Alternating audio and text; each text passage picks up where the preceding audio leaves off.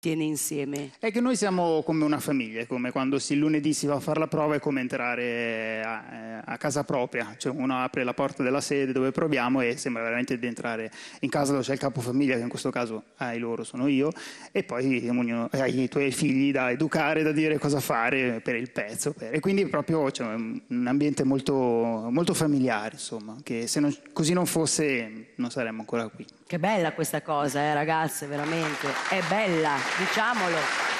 Questo secondo brano, adesso questo brano che invece andrete ad eseguire, lo faccio leggere a te perché io con l'inglese non è che lo mastico molto bene. Edelweiss. Ah, ok. E questo brano di che cosa parla? Allora, è La stella alpina, è tratto dal musical Tutti insieme appassionatamente, è un brano scritto per coro a tre voci e la particolarità di questo brano è che si passano la melodia ai soprani, poi la passano ai secondi e poi infine la passano ai contralti, quindi è scritto, arrangiato molto bene per coro femminile perché proprio c'è la melodia che passano mentre gli altri fanno un lavoro armonico sotto, vabbè adesso non sto qui a entrare nello specifico.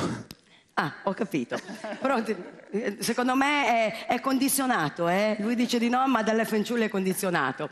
E allora, maestro, ti faccio accomodare. Grazie. Ok? Quindi qui a tutti in coro, in Letizia Chorus, con Edelweiss. Edelweiss.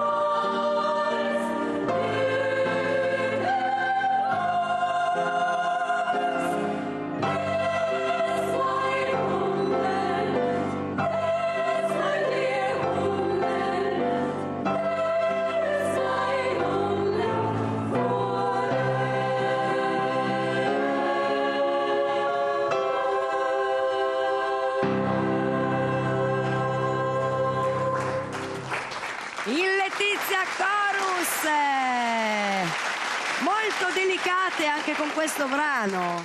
Cioè, Sì, sì, sì. quindi l'impegno c'è, ragazze, l'impegno c'è, nel senso si vede, l'esperienza, la qualità, comunque si vede. Ce la mettiamo tutta. Si sente Esatto. soprattutto.